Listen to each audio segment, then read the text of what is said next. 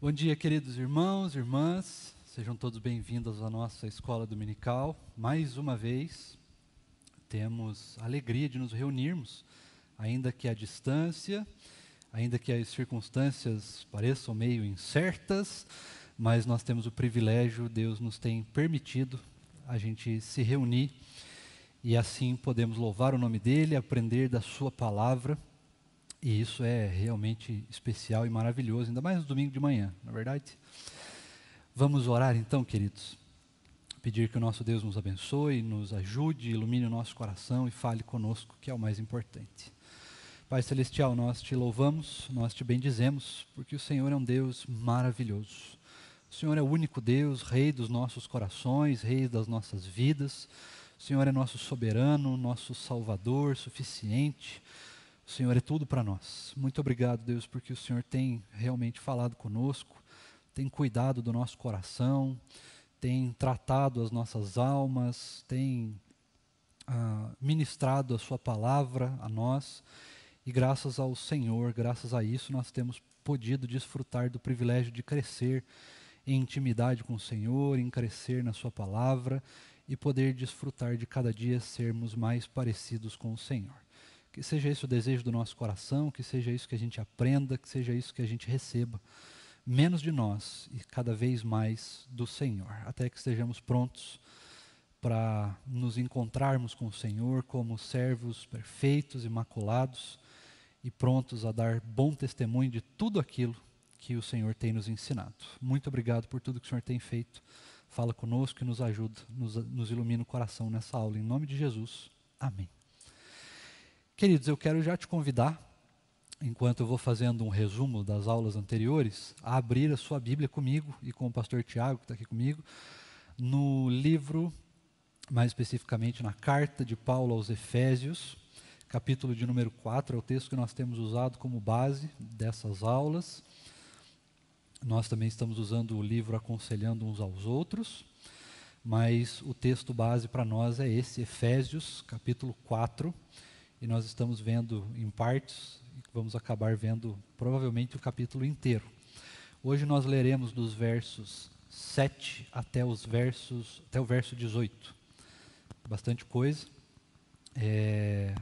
mas esse texto ilustra perfeitamente aquilo que nós precisamos para essa aula especificamente, né?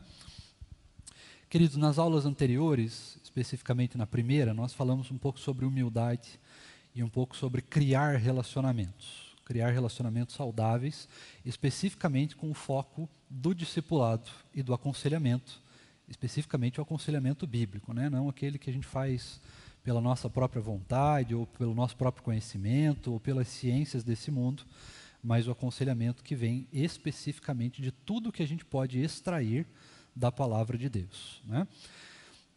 Nós devemos fazer isso com extrema humildade, sabendo que nós somos falhos, sabendo que nós erramos, sabendo que nós estamos sujeitos a muitas coisas. Nós devemos sempre estar atentos a perceber que não somos nós a resposta, que não é o nosso conhecimento a resposta, que não é as leis desse mundo ou a nossa intimidade com Deus, não é a nossa força, o nosso conhecimento externo, interno, a nossa sabedoria, as nossas experiências de vida que determinam um bom aconselhamento, um bom ensino bíblico, um bom discipulado. O que vale é a nossa intimidade com a palavra e o quanto nós somos capacitados pelo Espírito Santo a comunicar essa palavra de um jeito inteligível para aqueles que nós estamos caminhando juntos. E nós devemos fazer isso com bons relacionamentos, criando bons relacionamentos, e isso nós fazemos de várias maneiras, mas a maneira mais específica é pensando que a vida do outro é tão importante que nós precisamos caminhar com essas pessoas, ainda que muitas vezes talvez a gente não tenha intimidade, não goste tanto da pessoa, mas por causa do amor de Cristo Jesus, nós caminhamos uns com os outros. E enquanto fazemos isso, nós vamos aconselhando uns aos outros, crescendo juntos, vamos discipulando, ensinando e também aprendendo. Depois nós vimos sobre as inclinações do nosso coração, né? O nosso coração tem inclinações. Muitas vezes essas inclinações não são lá muito boas, não são muito produtivas. E nós devemos ter extremo cuidado em conhecer o nosso coração. E ao conhecer o nosso coração, sabendo que ele é enganoso, que ele é desesperadamente corrupto, mas que acima de tudo ele está nas mãos do Senhor, nós então somos capacitados a não só conhecê-lo, entender as nossas motivações, as nossas intenções, mas aí nós temos condições de entender as nossas falhas, as nossas fraquezas, e não só podemos ajudar outras pessoas, como também nós podemos entender aonde nós precisamos ser ajudados. E na aula de hoje, que teoricamente deveria ser a aula passada, mas nós estendemos por causa do assunto. Graças a Deus os irmãos participaram bastante, fizeram muitas perguntas, isso é muito bom. E então nós passamos a segunda aula, são 2 aulas, 2 capítulos do livro por aula, mas nós passamos uma das aulas para essa semana agora. E essa aula se chama Influências Decisivas. O que é que nos influencia dentro dessa perspectiva de discipulado e de aconselhamento bíblico? Por isso eu quero ler com vocês, e juntamente com o pastor Tiago, todo esse trecho da carta de Efésios, capítulos 4, versos 7 a 18. Por gentileza, Rev. Antes, Rev, de fazer a leitura, quero saudar os irmãos que estão nos acompanhando pelo YouTube, presbítero Kleuber, presbítero Norton, a Sarai, o Celso, presbítero Paulo, presbítero Luiz Alves, Lucilene, a Juliana Muniz, o Nicolas, a Silvana, presbítero Gilson, diácono Cláudio, Luiz César, a Silvana e a Vanessa. Bom dia a todos os irmãos. Nós leremos então a carta do apóstolo Paulo aos Efésios, no capítulo 4, do versículo 7 ao versículo 11. Eu estou lendo na Nova Almeida Atualizada, a revista atualizada da 3ª edição, onde o texto da palavra do Senhor nos diz assim: e a graça foi concedida a cada um de nós, segundo a medida do dom de Cristo. Por isso diz: quando ele subiu às alturas, levou o cativo o cativeiro e concedeu dons aos homens. Ora, o que quer dizer ele subiu, senão que também havia descido até as regiões inferiores da terra? Aquele que desceu é também o mesmo que subiu acima de todos os céus para encher todas as coisas. E ele mesmo concedeu uns para apóstolos, outros para profetas, outros para evangelistas e outros para pastores e mestres, com vistas ao aperfeiçoamento dos santos, para o desempenho do seu serviço, para a edificação do corpo de Cristo, até que todos cheguemos à unidade da fé e do pleno conhecimento do Filho de Deus, ao estado de pessoa madura, à medida da estatura da plenitude de Cristo, para que não mais sejamos como crianças, arrastados pelas ondas e levados de um lado para o outro, por qualquer vento de doutrina, pela artimanha das pessoas, pela astúcia com que induzem ao erro. Mas, seguindo a verdade em amor, cresçamos em tudo naquele que é a cabeça, Cristo, de quem todo o corpo, bem ajustado e consolidado pelo auxílio de todas as juntas, segundo a justa cooperação de cada parte, efetua o seu próprio crescimento para a edificação de si mesmo em amor. Isto, portanto, digo e no Senhor testifico, não vivam mais como os gentios que vivem na vaidade dos seus próprios pensamentos, tendo seu entendimento obscurecido, separados da vida que Deus concede, por causa da ignorância em que vivem pela dureza do seu coração. Perfeito. Texto bastante simples, né, queridos? Fácil de ser aplicado nas nossas vidas, uma coisa assim singela, tranquila. Todos nós conseguimos fazer isso 24 horas por dia, né? Sermos corpo bem ajustado, perfeito. Infelizmente, as coisas não são tão simples assim, mediante a realidade que nós vivemos. Nós ainda estamos em um mundo caído, infelizmente. Claro que isso é uma realidade passageira, não será eterna, mas enquanto nós estamos aqui, nós estamos sujeitos a algumas leis da queda. No entanto, apesar disso acontecer, de fato, nós ainda assim contamos com a ajuda, o auxílio do nosso Deus, da sua palavra. E essa ajuda e esse auxílio não só nos capacitam para escaparmos dessa realidade, talvez não completamente como vai ser no céu, mas ainda assim nós temos condições de escapar dessa realidade muitas vezes. E como que nós fazemos isso? Como que nós podemos escapar em partes dessa realidade da queda? Como que nós podemos viver uma vida, vamos dizer assim, melhor, uma vida mais santa, mais justa, uma vida mais próxima do que a palavra nos orienta? E a resposta, por mais óbvia que pareça, por mais simples que pareça, ela é a realidade. Nós podemos fazer isso conforme a nossa intimidade com Deus e conforme a nossa intimidade com a palavra. Sem essas duas coisas, nós vamos viver como o finzinho desse texto. Vamos viver como os gentios. Afinal de contas, como que os gentios, aqueles que não são crentes, aqueles que ainda não tiveram uma experiência com Cristo, aqueles que ainda não nasceram de novo, como que essas pessoas costumam viver dentro da perspectiva bíblica, né? Ou dentro da realidade desse mundo? Conforme a gente vai vivendo, nós não convivemos exclusivamente com pessoas crentes, né, com cristãos, nós convivemos com pessoas que também não são, ou de outras religiões, afins. Mas como que essas pessoas costumam viver? Como que essas pessoas costumam ter a sua esperança? Como que elas mantêm a sua esperança? Como que elas mantêm a sua fé? Como que elas adquirem conhecimento? Por que elas adquirem conhecimento? O que elas fazem das suas vidas privadas e públicas? Tudo isso diz respeito conforme nós entendemos o propósito das nossas vidas. Você já sabe, o propósito das nossas vidas é glorificar o Senhor. Até aí, teoricamente, todo mundo está bem ciente. A questão é que, nesse meio termo de viver para a glória de Deus, tem uma série de questões aí que nós muitas vezes não levamos em consideração. Principalmente quando nós falamos de tarefas simples, como, por exemplo, lavar uma louça. Se você lava bem uma louça, você está, de certa forma, glorificando ao Senhor, não é verdade? Se você está cuidando bem da sua família, você está glorificando ao Senhor. Embora nem todo mundo vai ver isso. Se você faz da sua faculdade, da sua escola, do seu trabalho um bom ambiente, você está glorificando ao Senhor. Embora nem todo mundo considere isso um ato de glorificação. Se você tem boas práticas de higiene, se você tem boas práticas de leitura, se você tem boas práticas de vida, se você é uma pessoa educada, nessas pequenas coisas nós também estamos glorificando ao Senhor.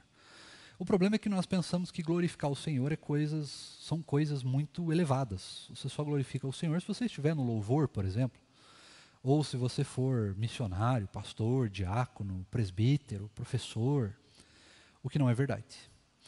Nós podemos glorificar e devemos glorificar ao Senhor em tudo que nós fazemos. E a questão que está por trás disso não é necessariamente a atitude, mas sim como está o nosso coração.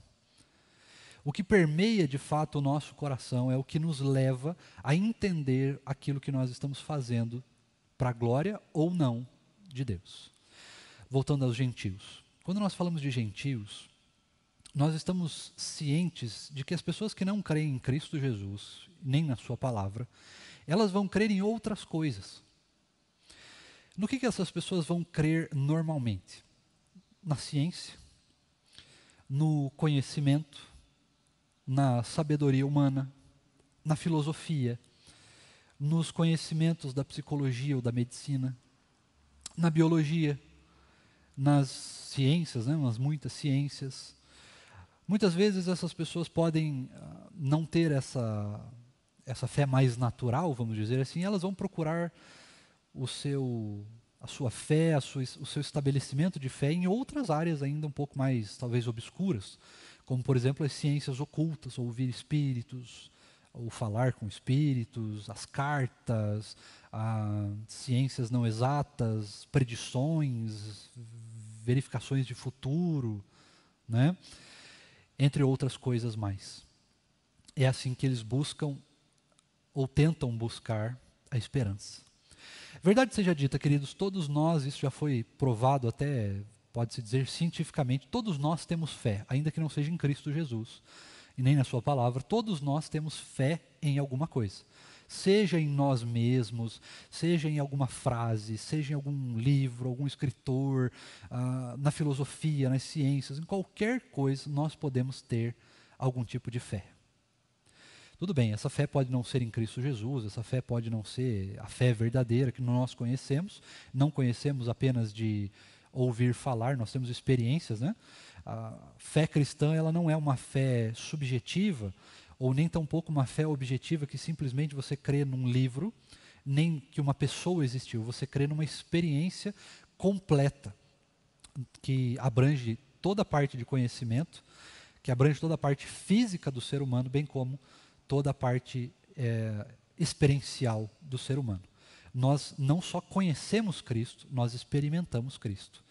Se uma dessas áreas está faltando, nós então estamos com alguma dificuldade na nossa fé.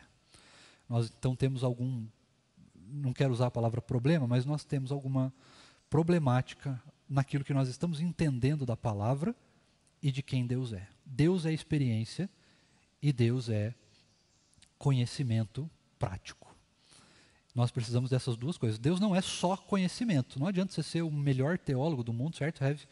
Ser o Nicodemos da vida, misturado com o Hernandes e o John Piper. Você não tem como ser essa pessoa e você não ter vontade de orar, por exemplo. Vontade de orar não é conhecimento, é experiência, é intimidade com Deus. Ela vem pelo amor que nós temos ao Senhor, que Ele mesmo nos dá. Não é verdade? Perfeito. Agora, nós estamos falando sobre influências decisivas. Dentro da perspectiva do aconselhamento e dentro da perspectiva do discipulado, o que significa influências decisivas? Nós já pincelamos muito sobre isso, mas a coisa é muito simples. Como que funciona? Dentro do discipulado e do aconselhamento, existem duas coisas. A primeira, o que nós vamos usar para o aconselhamento? E aí nós temos as duas possibilidades. A primeira, a palavra de Deus.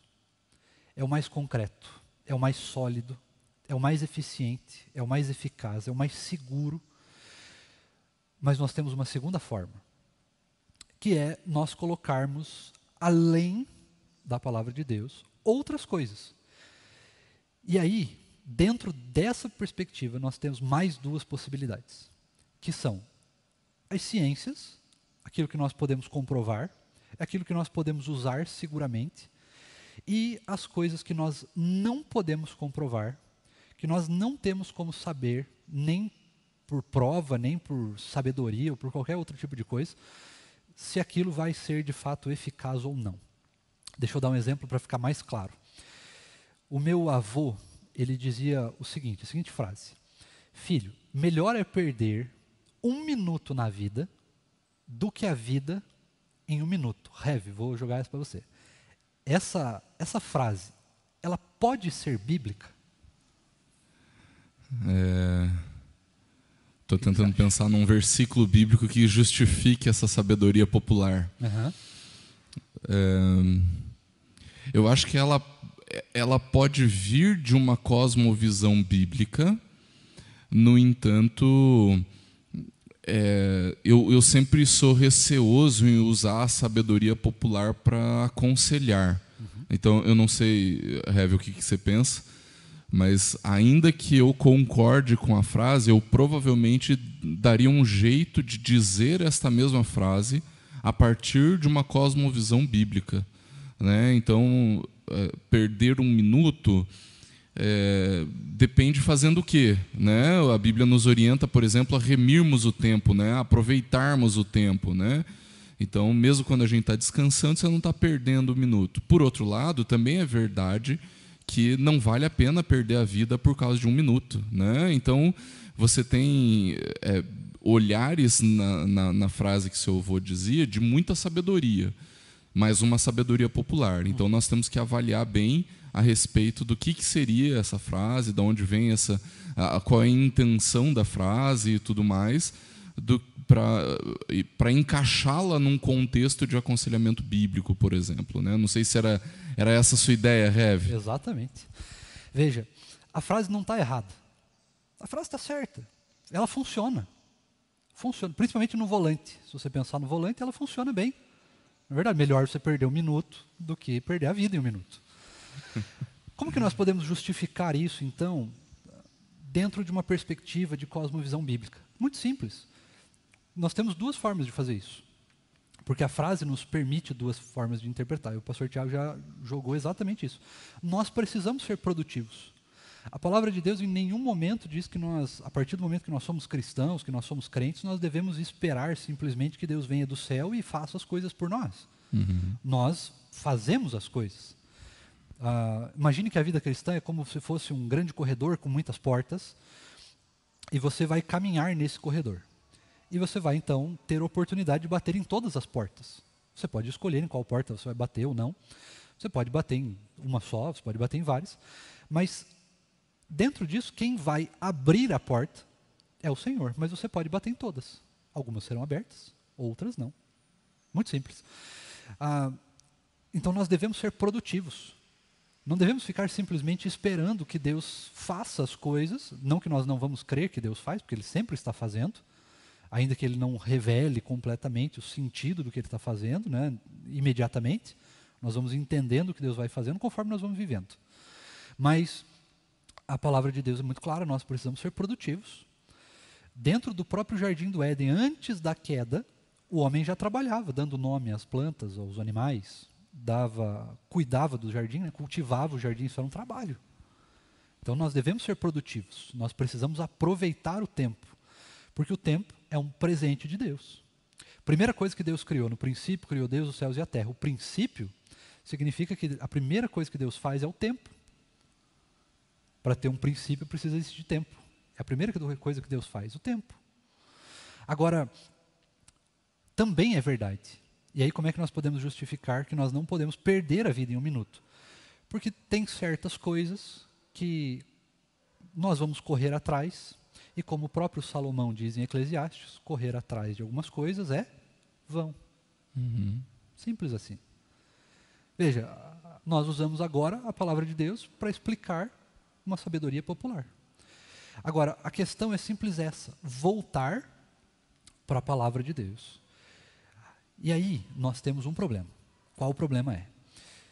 Quando nós olhamos para a palavra de Deus e nós olhamos ela em perspectiva do que o mundo tem ensinado para nós, dentro das ciências, das filosofias, do conhecimento popular, nós percebemos que o mundo é muito mais receptivo com aquilo que nós podemos talvez provar em laboratório. A Bíblia não pode ser inteiramente provada em laboratório. Não tem como você voltar no tempo e perceber se aquilo é exatamente aquilo, como que funcionam as nuances do que Deus fez, como que foi de fato, por exemplo, o milagre de transformar água em vinho. Embora a ciência tente explicar como isso funciona, e existem inclusive experimentos que tentem mostrar como isso pode ter funcionado, nós não temos como comprovar isso a não ser pela fé. Nós cremos que Ele fez isso. A ciência vai tentar provar, sim, ok, tudo bem. Mas, quando nós olhamos para essas ciências exatas, nós precisamos pensar que a palavra de Deus tem resposta, ainda que não traga como Ele fez isso, ela nos traz respostas que são úteis para a nossa alma. Mais do que isso, ela também nos traz respostas para o nosso físico e para o nosso emocional. O problema é que muitas vezes, por causa talvez do ensino bíblico, do aprendizado teológico, por causa da experiência de muita gente, nós acabamos tendo um conhecimento bíblico que é extremamente limitado. Nós olhamos para a palavra de Deus com limitações. Vou te dar um exemplo. A palavra de Deus não pode curar ansiedade. Para curar ansiedade você precisa de remédio. Será? Até que ponto a gente pode dizer que isso é ou não verdade? Porque a própria palavra de Deus vai nos dizer: não andeis ansiosos por coisa alguma. E aí ela vai usar para isso vários e vários e vários textos, vários contextos, várias propostas e perspectivas que vão nos ajudar a não andarmos ansiosos. Uma delas é a oração. Como é que a gente faz para não ficar ansioso? A gente coloca as nossas ansiedades diante de Deus. Ah, mas isso é muito simples, o remédio é muito mais eficiente. Para quem não crê, talvez. Porque o remédio talvez seja a única opção. A terapia talvez seja a única opção. Mas nós temos outras opções além dessas. Pode-se usar a terapia, Rev? Pode. Pode-se usar o remédio? Talvez, em alguns casos, precise realmente. Mas, para não precisar da terapia, para não precisar do remédio, ensina a criança no caminho que ela deve andar, para que quando ela cresça não se desvie dele. Ensina a criança a orar. Porque quando chegar a adolescência, a juventude, precisar fazer as escolhas difíceis, a gente não vai precisar ficar colocando a responsabilidade inteiramente nos nossos ombros. Nós podemos chegar a Deus e falar: Senhor, eu estou ansioso por causa disso, eu preciso tomar uma decisão e eu preciso de ajuda. E Deus mesmo pode, então, nos ajudar. Por isso que o conhecimento de Deus, ele é um conhecimento superficial, no sentido teórico. Nós precisamos conhecer, ter intelecto, conhecer mesmo, conhecer a palavra, saber do que ela trata, conhecer, se você pode, né, se você tem curiosidade, conhecer as línguas antigas, as teologias, conhecer os contextos, como interpretar, hermenêutica, saber de todas essas coisas. Se você pode, aprenda. Mas ela também é, e essas duas coisas estão atreladas à experiência de intimidade com Deus. Uma não vive nem subsiste sem a outra. E quando nós estamos numa perspectiva de estarmos ou só no intelecto, conhecemos a Deus apenas no intelecto, na sabedoria, ou nós só queremos conhecer por experiência sobrenaturais, aí nós temos uma questão. Quando nós vamos para o discipulado, quando nós vamos para o aconselhamento, nós temos um problema grave, porque aí nós não vamos usar a palavra de Deus como ela merece ser usada. Nós vamos usar a psicologia, nós vamos usar a medicina, nós vamos usar a filosofia, a sociologia, nós vamos usar conhecimento popular, nós não vamos saber orientar as pessoas bem, porque nós estamos cativos não à palavra, mas sim a outras coisas. Deixa eu contar uma rápida experiência. Na época do seminário foi proposto uma espécie de um trabalho, e esse trabalho ele era simples. Responder uma pergunta. E a pergunta era muito simples. A partir do momento que nós somos crentes, nós temos um novo nascimento em Cristo Jesus, nós fazemos alguma diferença na sociedade, no mundo que nós vivemos? E aí nós tínhamos duas respostas e tínhamos que defender, ou sim ou não. E era muito engraçado, porque o nosso professor desta aula, ele acreditava que nós não fazíamos diferença no mundo. Ou seja, ser crente não faz a menor diferença na sociedade.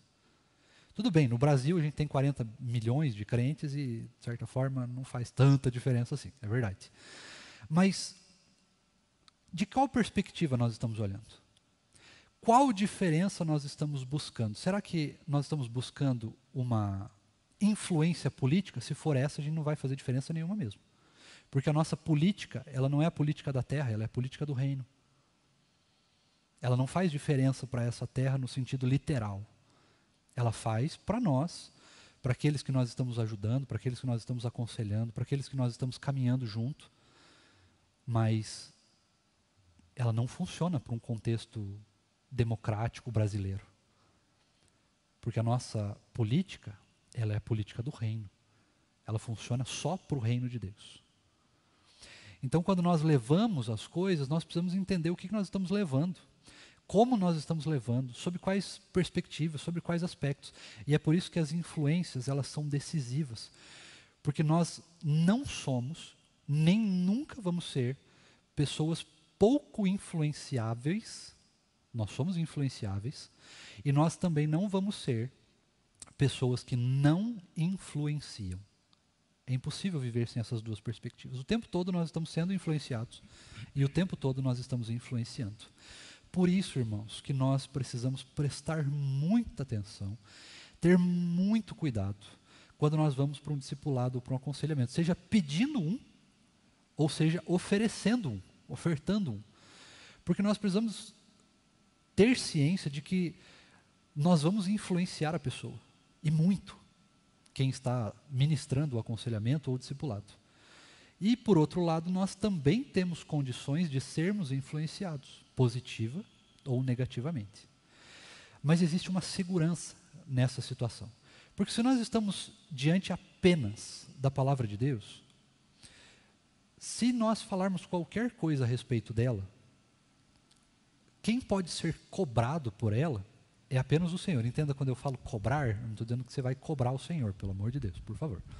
Mas eu estou dizendo que, a partir do momento que nós lemos a palavra, e que nós só somos orientados por ela, nós não corremos o risco de falar, por exemplo, para alguém que nos chegue, por exemplo, que alguém fala assim, eu queria comprar tal carro. Você fala, nossa, esse carro é muito bom. Mas talvez seja bom para mim, não para a pessoa. Uhum. Nesse caso, a palavra de Deus não nos orienta. Uhum. Ela não nos ajuda a tomar essa decisão. No sentido literal. Tipo, a palavra não tem um versículo, compre um Corolla. Não tem. Talvez em Heresias, capítulo 39, né, quem sabe. Mas ela não traz essa orientação. Mas ela traz outras. Por que comprar um carro? Esse carro que você quer comprar, ele tem um propósito de glorificar a Deus? De servir o reino? Ele tem o propósito de servir bem a sua família? Ele está dentro das suas perspectivas financeiras? Mas a Bíblia não fala sobre finanças, irmão do céu. Como fala? Que tipo de imagem você quer passar através do carro que você compra? Que tipo de imagem? Qual cosmovisão você quer? O que você quer que as pessoas vejam sobre você? Todas essas coisas a Bíblia nos orienta. Não tem um versículo específico para dizer, ela orienta isso, X, Y ou Z. Mas tem todo o contexto. E quando nós olhamos, por isso que é preciso conhecer a palavra de Deus com profundidade. Ainda que... Você me permite uma parte antes de você entrar num novo argumento? Um dos grandes problemas da vida como crente é que nós, como igreja, muitas vezes tentamos encontrar na palavra de Deus respostas específicas demais para a nossa vida. E a gente acaba não avaliando a profundidade com que a Bíblia trata tantas outras coisas. O exemplo que você deu foi muito bom, porque normalmente o que a gente tenta fazer? A gente tenta encontrar um versículo que justifique aquilo que a gente quer fazer. Então, o que a gente quer é achar um versículo que diz, compre tal carro. Né? Ou então, para a gente argumentar que a gente não pode comprar aquele carro, então a gente quer um versículo que diga, não compre este carro. Só que a Bíblia não traz esse tipo de perspectiva. O que ela vai nos trazer são princípios norteadores baseados na realidade do Evangelho e baseados na realidade do nosso coração, ou da nossa pecaminosidade, digamos assim, das nossas idolatrias, para nos trazer respostas a isso. Né? Então, você não vai encontrar um versículo bíblico que fala assim, não, eu vou falar com os jovens adolescentes agora, não pode ficar, não pode transar antes do casamento. Você não vai encontrar versículos assim. No entanto, você encontra princípios norteadores na palavra de Deus que trazem respostas para essas perguntas. Qual tipo de carro eu posso ou devo comprar? Eu devo comprar um carro? Você vai encontrar esse tipo de respostas baseado na realidade do Evangelho e baseado na realidade das idolatrias do coração. Isso você vai encontrar na palavra. E o nosso problema como crentes é que, às vezes, nós tratamos as coisas com uma profundidade tão pequena, com um olhar tão ralo para a palavra, que nós não somos capazes de identificar a ganância, nós não somos capazes de identificar a libertinagem, nós não somos capazes de identificar a chocarrice, né, a tiração de sarro, a zoeira desmedida. Nós não somos capazes de identificar o preconceito em nós. Então, tudo isso porque a gente fica procurando versículos bíblicos assim, como se fosse uma caixinha de promessas. A gente abre a Bíblia e fala assim, aqui está o versículo que diz não pode mentir. Aqui está o versículo que diz não pode ser ganancioso. Aqui está o versículo que diz não andeis ansiosos. Só que daí a gente não olha para o princípio por trás da ansiedade. O que me causa ansiedade? Se não, e aí, me desculpem aqueles que não concordam, mas o que me causa a minha ansiedade são as idolatrias do meu coração. E aí eu encontro na palavra formas de combater as idolatrias do meu coração. É isso que talvez falte à nossa vida como igreja, um olhar mais profundo para a palavra e para o nosso relacionamento com Deus. Desculpe interromper. Tamo junto, essa é a ideia. Agora, veja, perceba que o texto nos fala sobre dons específicos ali, né? Ele vai nos tratar 5 dons específicos, alguns vão dizer que é 4, enfim, não vou entrar no mérito do grego ali, de outras interpretações. Mas o que nos cabe é que Deus nos dá dons. Para algumas pessoas, olhar para a palavra de Deus remete imediatamente à dificuldade. Você olha para a palavra, nossa, a Bíblia é muito difícil, eu não tenho condições, para mim não dá. É muita profundidade, é muita coisa, não tem condições. Tem que saber grego, tem que saber teologia sistemática, tem que... Não, para mim não é isso daí. Eu só quero saber aquilo que importa, que Jesus salve e pronto. Mas, por que Jesus salva? Quando Jesus salva? Quem Jesus salva? Como Ele salva? Sobre quais circunstâncias? Todas essas coisas não estão em versículos específicos. Ainda que nós sabemos, porque nós falamos isso de púlpito, o Senhor salva. Isso é verdade, é uma verdade bíblica. Mas como isso funciona e como se aplica para nós e como nós podemos aplicar para os outros que estão ao nosso redor, crentes ou não, faz toda a diferença e muda completamente. Agora, é muito verdade, irmãos, que a Bíblia não é um livro fácil de ser lido. Talvez fácil de ser lido até seja, mas dependendo da versão. Mas não é fácil de ser interpretado. Precisa ser tomado um cuidado, precisa ter um conhecimento ali. E também intimidade com Deus. Mas, talvez porque seja tão complicado assim, nós termos uma certa intimidade com a palavra. Nos termos de profundidade. Porque, durante muito tempo, foi considerado para nós que a palavra de Deus ela só podia ser interpretada por pessoas muito capazes. Muito capazes. O que não é verdade. Claro que pessoas muito capazes vão interpretar a palavra de Deus, assim como as pessoas muito humildes também têm a mesma condição. Se o texto bíblico é difícil, é profundo demais, talvez não consiga fazer tanto sentido assim, é porque, provavelmente, ou nós não estamos nos dedicando a ele, ou porque existe de fato uma dificuldade, talvez física em nós, ou, enfim, outras, que nos impedem de desfrutar da palavra de Deus conforme obtendo todo o seu potencial.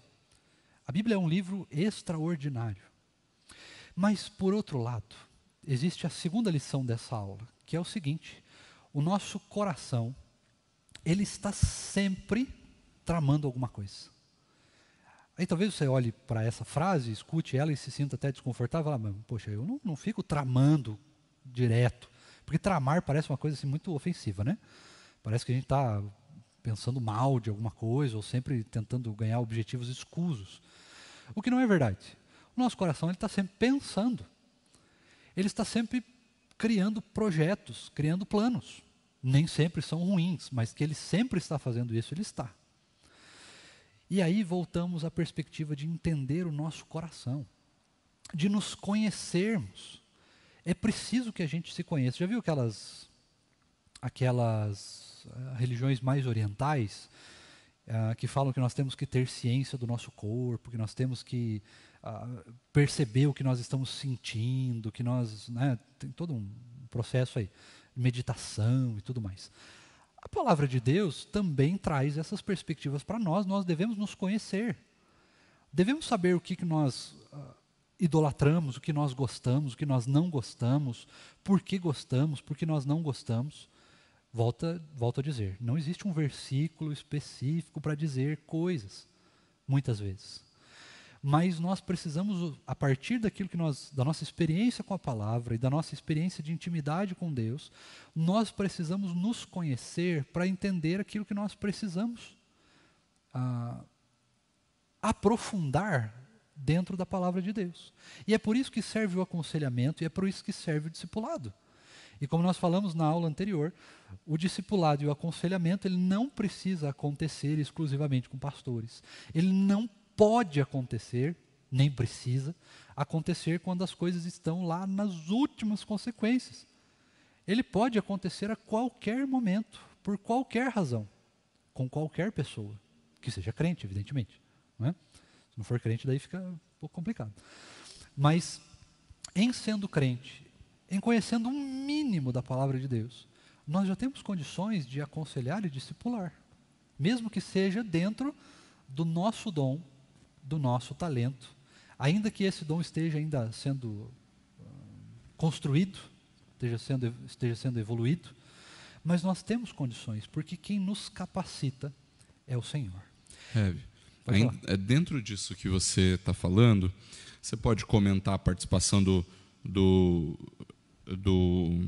presbítero Norton, que ele diz assim, dinâmicas emocionais, espirituais e relacionais podem levar as pessoas a realmente ficarem doentes fisicamente. Num caso assim, é importante tratar tanto as causas quanto as consequências.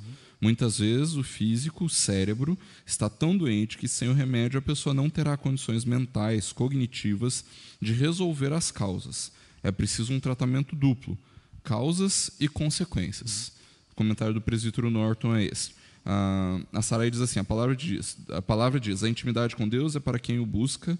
Quando temos intimidade com alguém, temos sensibilidades aos seus gostos e posturas e temos consciência se as atitudes praticadas serão aprovadas. Você pode comentar um pouquinho mais o que o presbítero Norton está falando? Porque eu sei que, se o tempo permitir, você vai entrar também nisso que a Sarai está falando, mas nisso que o presbítero Norton disse, né, de que, às vezes, as angústias da vida e os problemas e as dificuldades nos levam a realidades tão intensas que nós ficamos realmente doentes. Como nós lidamos com essa perspectiva de tratarmos causas e consequências?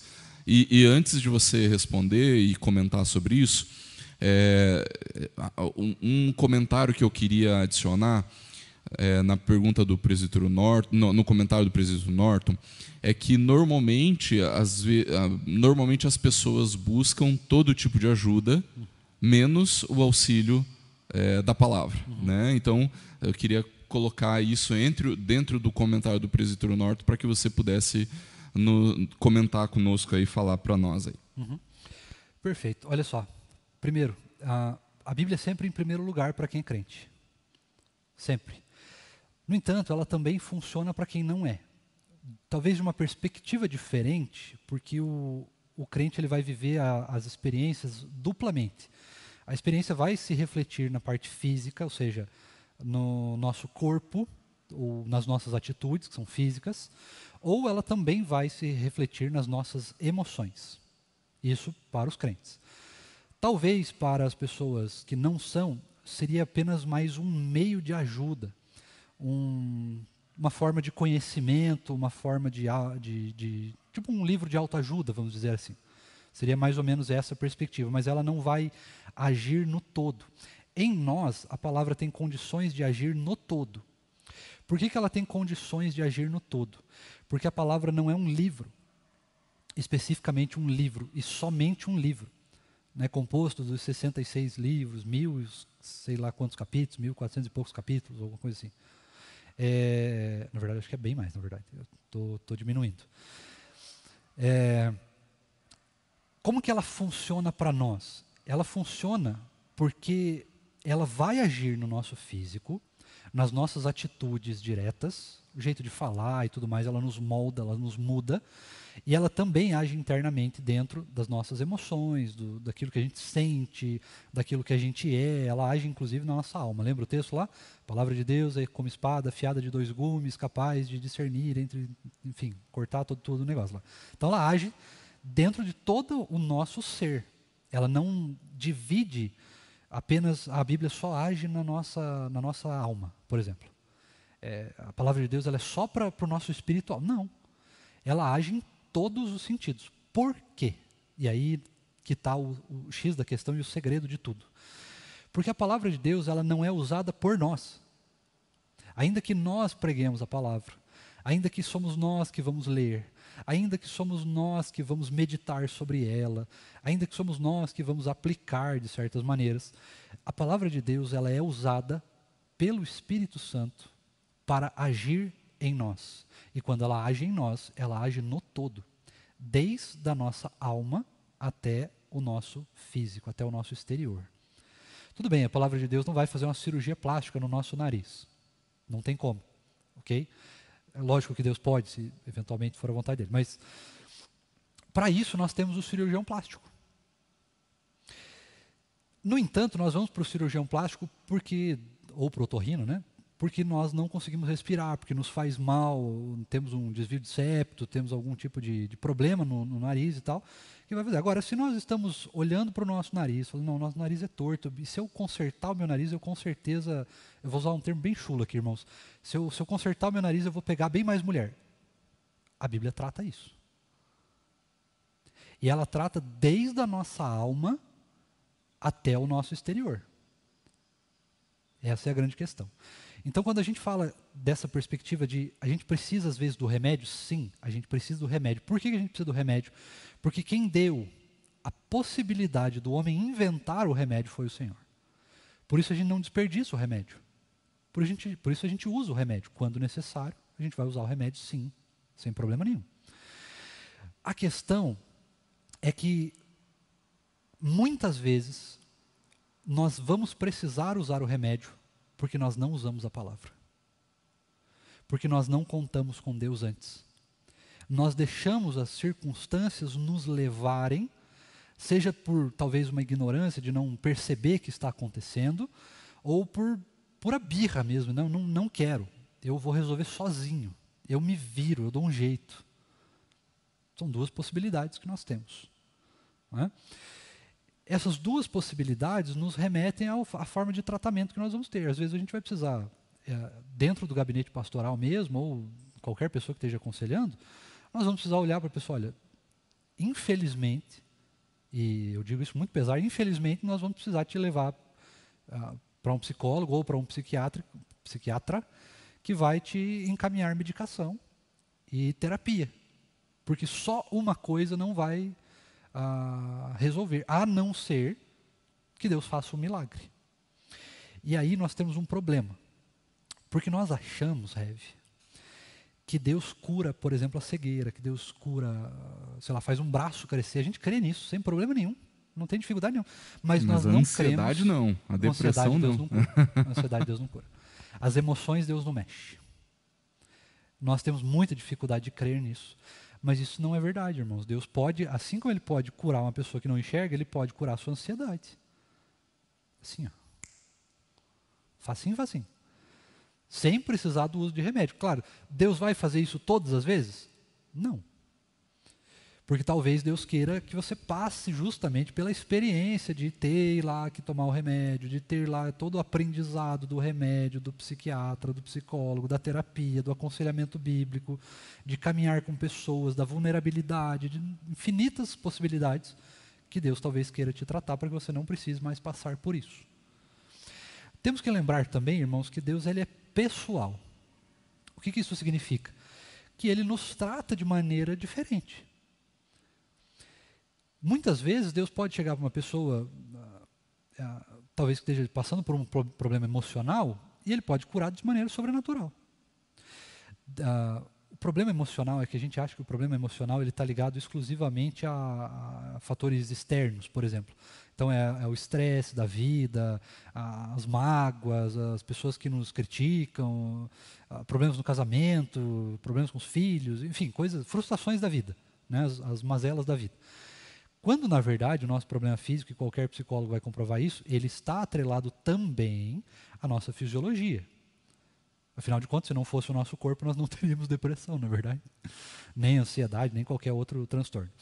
Então, é preciso crer que, da mesma forma que Deus pode tratar um problema físico de maneira sobrenatural, Ele também pode, por meio da fé, né? Ele também pode tratar um problema emocional da mesma maneira, de maneira sobrenatural. Ele pode... quem fez o nosso corpo é o Senhor, então, se Ele nos fez, Ele pode simplesmente mudar completamente a química do nosso corpo e resolver o problema da depressão, resolver o problema da ansiedade. Ainda que Ele faça isso de maneiras diferenciadas em cada um de nós. Mas o principal é, primeiro de tudo, a palavra. Heavy. Só um parênteses dentro disso que você está falando. A ideia do que a palavra nos propõe não é que a gente comece um tratamento médico de maneira precoce e comece a tomar remédio desvairadamente, né, para resolver um problema.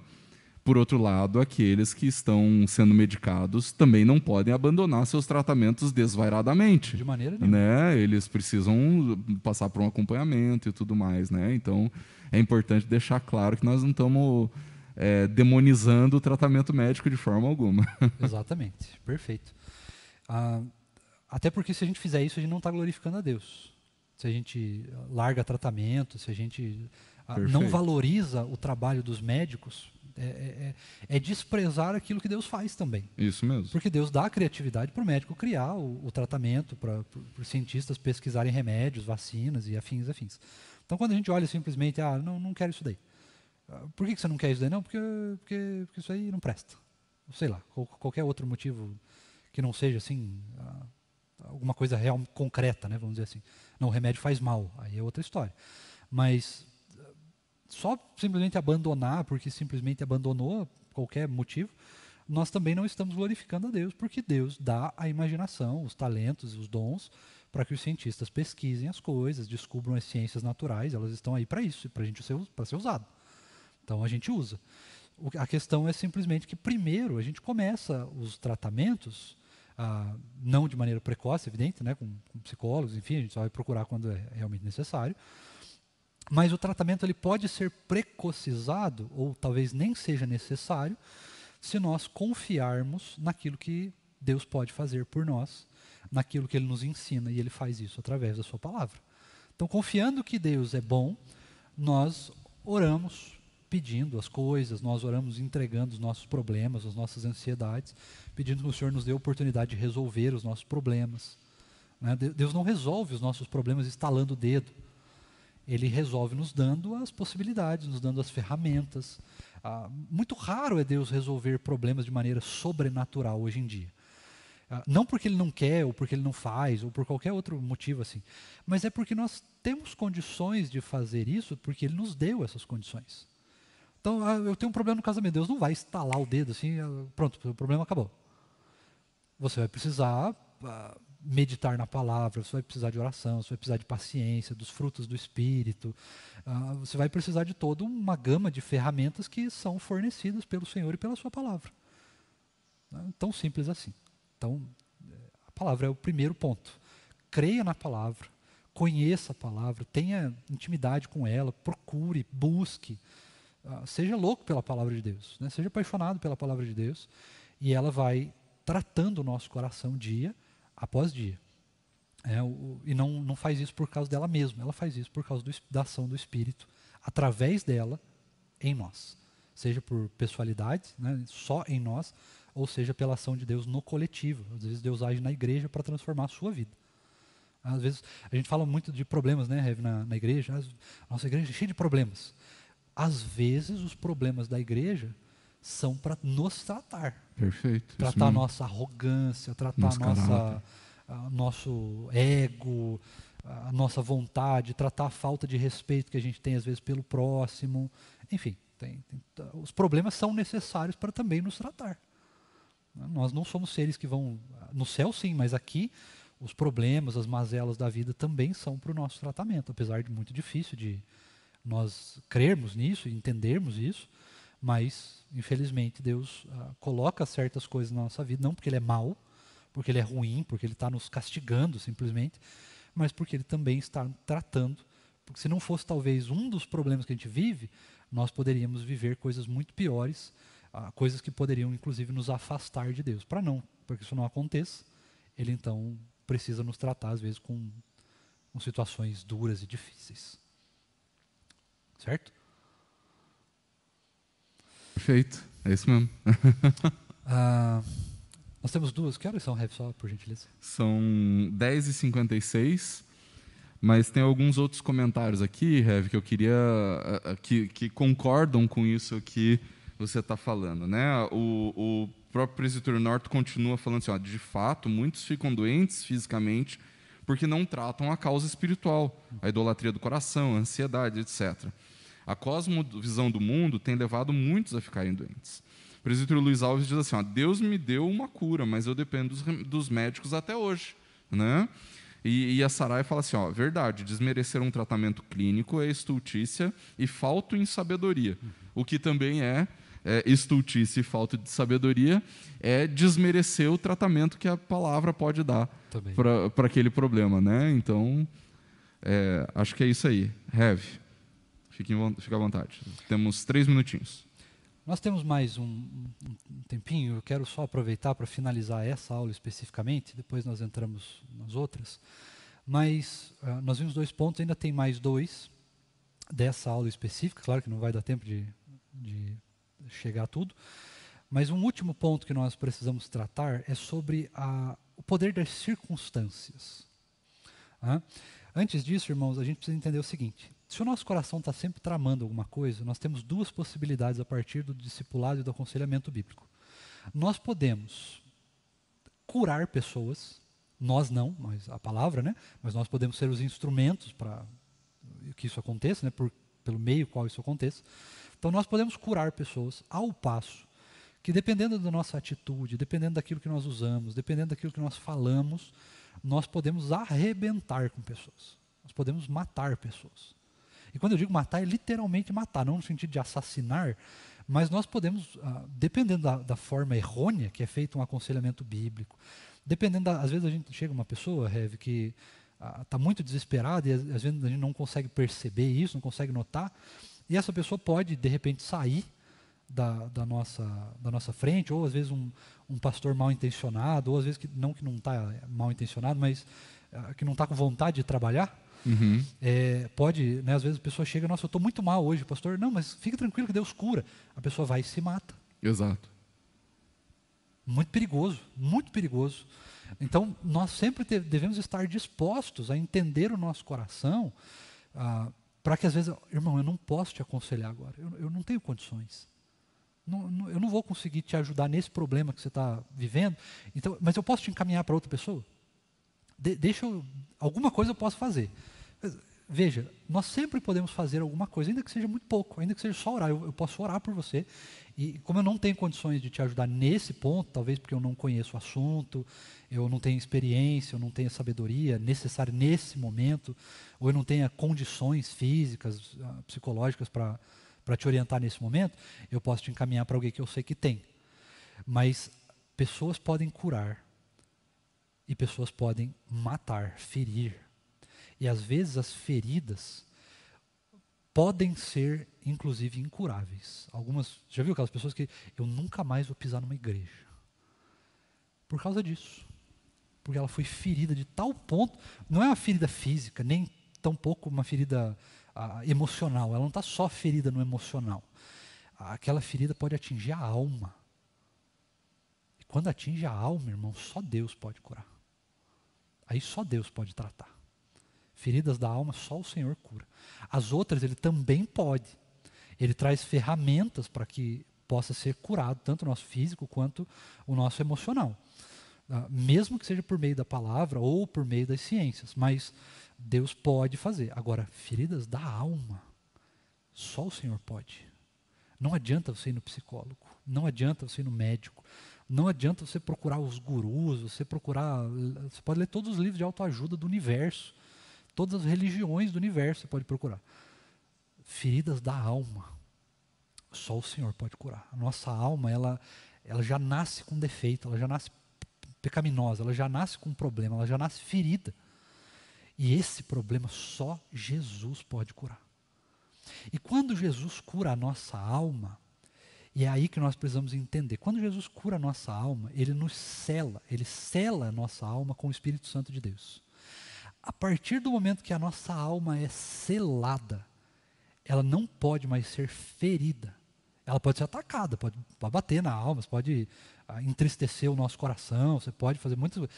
Mas a alma que é selada pelo Espírito Santo de Deus, ela não pode mais ser ferida, porque ela está envolta ao poder de Deus, ela não pode mais, ela é propriedade de Deus, e a partir do momento que ela é propriedade de Deus, ela não pode ser tocada.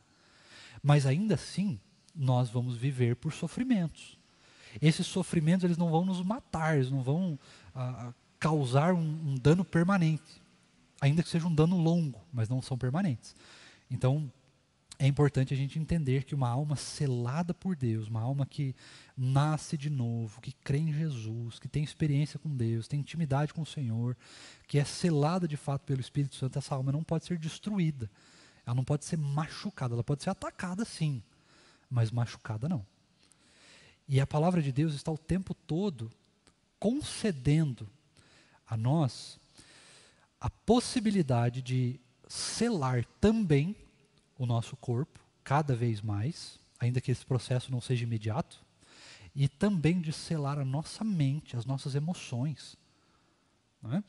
Deus sempre está tratando as nossas emoções, ainda que às vezes eu não quero isso, não aceito, não é para mim isso hoje, amanhã eu trato isso, independente, mas o Senhor sempre está falando diretamente a essas 3 áreas da nossa vida, o nosso físico, a nossa mente, as nossas emoções, nosso coração e a nossa alma. Ainda que o corpo seja dividido em 2 partes, né? A alma e o corpo somente. A gente não crê em 3 divisões aí de corpo. E para encerrar, irmãos, eu quero só finalizar uma última parte, que é o poder das circunstâncias. Veja, nós passamos por tribulações indizíveis ao longo da nossa vida. Muita coisa triste, muita coisa alegre também. Talvez proporcional, às vezes desproporcional, depende muito de vários fatores aí. Mas que nós passamos por muitas circunstâncias, nós passamos. Todas essas circunstâncias, ela tem um poder. Seja na alegria, seja na tristeza, nós podemos utilizar ou nos utilizar daquilo que nós estamos vivendo para potencializar o efeito da palavra de Deus nas nossas vidas. E isso é extraordinário. Porque às vezes, queridas, as pessoas, alguém pode chegar para você, ou para mim, pastor Tiago, enfim, para qualquer pessoa, a pessoa pode chegar e falar assim, poxa, eu estou com um problema no casamento. Às vezes é isso, problema no casamento. Tudo bem, não tem problema nenhum. A gente passa, né? Quem casa, passa por problema no casamento. Quem é solteiro tem problema na solteirice, enfim. Nós teremos problemas, tranquilo. Alguns fáceis de resolver, outros mais difíceis. Agora, quando nós olhamos para essa circunstância, ela tem um poder. Porque a partir de olhar para essas circunstâncias, nós podemos, a partir da palavra de Deus, a partir da nossa intimidade com Deus, nós temos condições de utilizar essa circunstância para potencializar a palavra de Deus, talvez não para essa circunstância específica, não para o problema do casamento que a pessoa está vivendo, mas a gente pode pegar este problema e a partir dele usar a palavra de Deus de tal maneira, isso só pode ser propiciado pela ação do Espírito, né, pelo nosso conhecimento, mas também pela ação do Espírito. Se ele não agir, também não vai fazer muita diferença. O nosso conhecimento por si só não faz toda a diferença. Agora, a gente pode pegar essa potencialidade e agir, usar para muitas outras áreas que a pessoa talvez nem se deu conta que está vivendo. E é aí que está o brilho da palavra. Porque quando ela trata uma coisa, às vezes você chega no médico, você fala, poxa, eu estou com dor de barriga, né, dor no estômago. Ele vai tentar tratar a sua dor no estômago, ok, tudo bem. Só que a palavra, ela não faz isso. Nunca ela faz isso. Ela não vai tratar o problema no casamento. Ela não vai tratar o problema na sexualidade, o problema emocional, ela não vai. Quando ela vai tratar tudo, de uma vez só. E muitas vezes essa é a nossa dificuldade com a palavra de Deus. Porque às vezes a gente quer só que ela trate o problema no casamento. Mas o problema no casamento, às vezes, esse especificamente, né, seja lá qual for, pode ser, não, mas é só isso, é só um desentendimento. Mas esse desentendimento pode ter acontecido por causa de um erro na sua sexualidade, por causa de um negócio do passado, por causa de um negócio de sua dificuldade de se relacionar, de compreender o próximo, por causa de algum ídolo do coração, por causa de algum pecado escondido, por causa. E a palavra de Deus, ela vai trazer tudo isso à tona. E é aí que está o nosso medo. Porque nós temos medo de tratar o nosso pecado, de tratar a totalidade do nosso ser. Nós queremos tratar aquele problema. Eu quero só esse problema resolvido. Eu não quero tratar o meu pecado, eu não quero tratar minhas falhas, eu não quero tratar minhas limitações, eu não quero tratar a idolatria do meu coração, eu não quero tratar minha arrogância, meu ego desproporcional, eu não quero tratar a dificuldade que eu tenho disso, daquilo ou daquele outro. Eu só quero resolver esse problema. Só que aí que está o grande milagre da palavra. Ela não vai tratar só aquele problema. Ela nos trata como um todo. E é aí que está o milagre da palavra.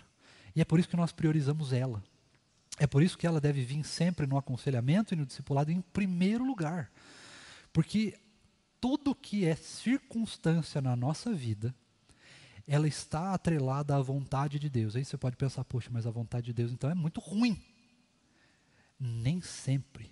Quer dizer, nem sempre não, nunca.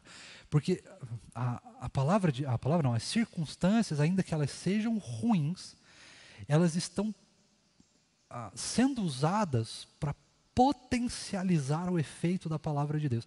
Lembra aquele texto que fala assim, na palavra de Deus, os discípulos vão tentar não, o Senhor Jesus cura um cego, e aí os discípulos falam assim, quem pecou? Foi ele ou foi os pais? Jesus é perfeito no que ele fala, nem ele nem os pais, ele está sim para que seja visto nele, ou a partir dele, ou a partir daquilo que Deus vai fazer através da vida dele, daquela circunstância que não é boa, vai sair frutos que glorifiquem ao Senhor. E é através das nossas circunstâncias da vida, sejam elas boas ou ruins, que nós podemos potencializar o uso da palavra de Deus. Porque se não fossem as circunstâncias boas ou ruins, nós nem precisaríamos da palavra. Nós só precisaríamos esperar, saber que Jesus veio, porque nós pecamos e estamos destituídos da glória de Deus. A partir desse momento, Jesus vem, ele é o sacrifício perfeito, suficiente, nós cremos em Jesus, nós vamos para o céu, ponto, acabou. Só precisava saber disso. Agora, por que a gente tem uma Bíblia imensa, com 66 livros, com infinitas possibilidades de lições, de usabilidades? Porque cada uma dessas infinitas possibilidades de usabilidade são utilizadas como um todo para tratar, cuidar e resolver, talvez não seja a palavra certa, mas para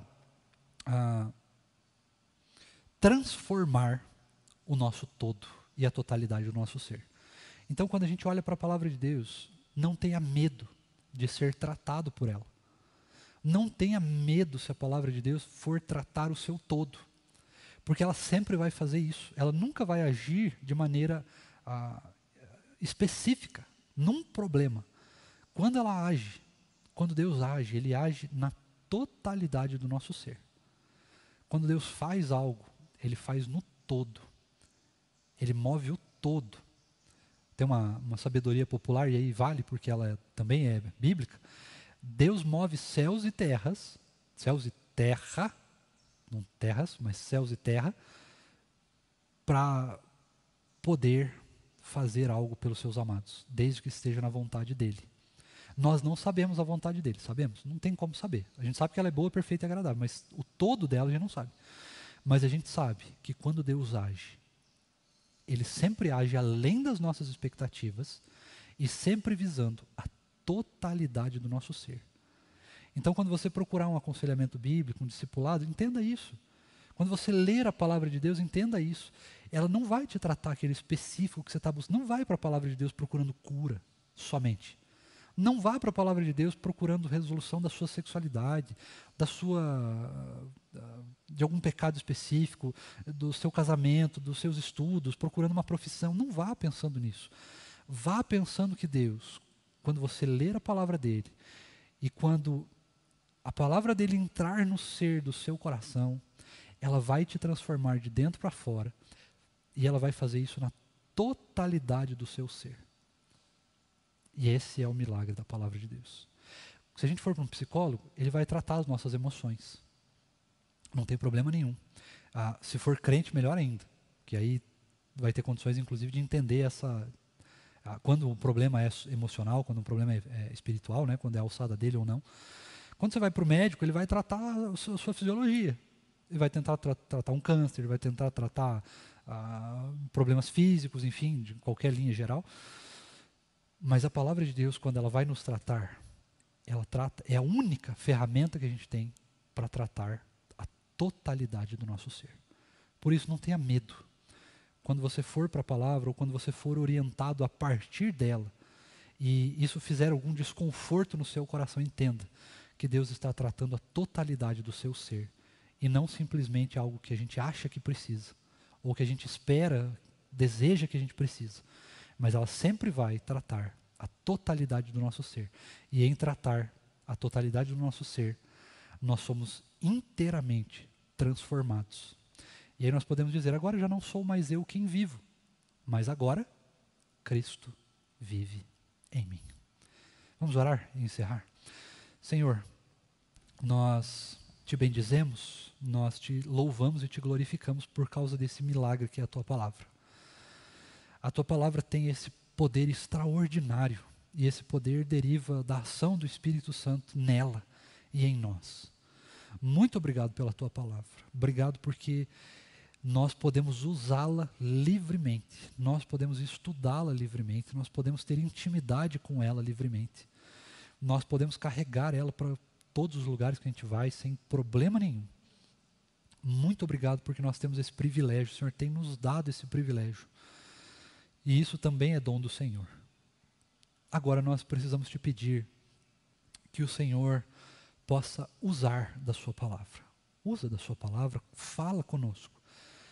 O desejo do nosso coração é te ouvir, o desejo do nosso coração é entender aquilo que o Senhor tem de propósito para as nossas vidas. Por isso nós contamos com a sua palavra, nós precisamos te ouvir, nós precisamos conhecer o Senhor e aquilo que o Senhor fez, aquilo que o Senhor está fazendo e aquilo que o Senhor pode fazer por nós. Por isso nos orienta, nos anima na leitura da sua palavra, na meditação da sua palavra, nos anima e nos incentiva a buscar conhecimento da sua palavra, a estudarmos ela com profundidade, e tira completamente o medo do nosso coração de sermos curados, de sermos tratados pela sua palavra. Que a sua palavra possa ser utilizada para tratar o nosso pecado, para valorizar quem o Senhor fez de nós, para valorizar aquilo que o Senhor faz no nosso coração, para valorizar quem o Senhor criou, mas também para que nós possamos valorizar o tratamento do Senhor quanto às nossas mazelas, quanto aos nossos pecados, quanto às doenças físicas e mentais do nosso coração, do nosso corpo, sejam elas provocadas pelas circunstâncias que estão além da nossa capacidade de reter, sejam elas provocadas por nós mesmos, ou pelo nosso corpo, pela degradação advinda do pecado do nosso corpo. Cura o nosso ser, Senhor, cura completamente o nosso ser, trabalha em nós, muda completamente a nossa perspectiva diante da sua palavra, diante de quem o Senhor é. E completa a boa obra que o Senhor já começou na minha vida e na vida dos meus irmãos. Fala conosco, Senhor, nós precisamos te ouvir. Usa a tua palavra em tempo e fora de tempo. Esse é o desejo do nosso coração, é o que nós te pedimos e te agradecemos. Em nome de Jesus. Amém. Deus abençoe e até a próxima.